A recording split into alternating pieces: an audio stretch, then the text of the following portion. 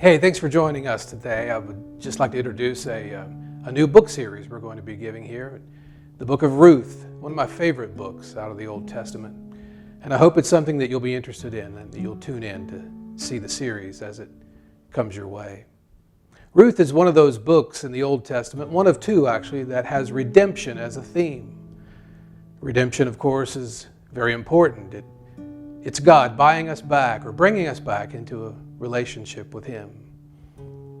The book of Exodus demonstrates redemption with power, God demonstrating His power in bringing His children out of bondage. But the book of Ruth demonstrates to us redemption by purchase. It prefigures in the person of Boaz, our own kinsman redeemer, Jesus. We see a lot of typology in the book. When you read this book and as we study it, you can consider yourself Ruth and consider Boaz, Jesus, and will help us understand this doctrine of the kinsman redeemer. There are a few other things that you need to have in mind as you study the book. One is that Ruth comes from the land of Moab. And Moab was under a very particular curse of God. In the Old Testament, God said, Moab is my washpot. In fact, twice in the book of Psalms, God calls Moab his washpot. Well, what does that mean? Well, I guess the best way to describe that in today's terminology would be to perhaps find a gas station toilet and combine it with a back alley dumpster. And that's pretty much the picture of a washpot. That's what God thought of Moab. Moab was under a very particular curse.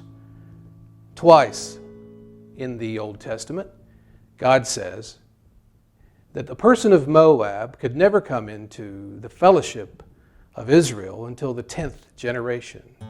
And putting that into practical terms, that means that Ruth, who was from Moab, could not be saved.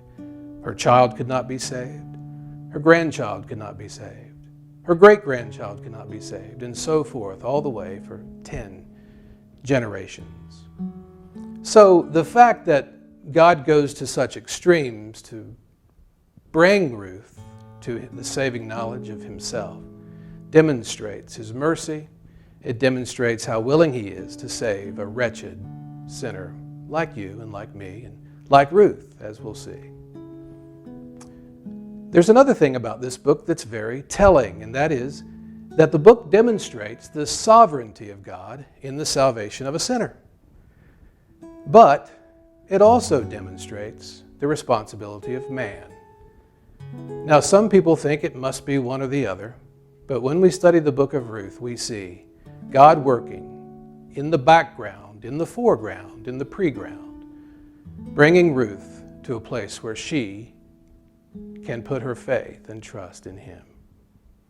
We see also a person that has the same opportunity as Ruth in her sister-in-law, Orpah. Orpah had every same opportunity that Ruth did. Every event that God manipulated in bringing Ruth to know Him was available to Orpah. But when it came down to the decision, Orpah went back and Ruth came to God. So we'll study that together in the next few episodes of our book study on Ruth. I hope that you will enjoy that.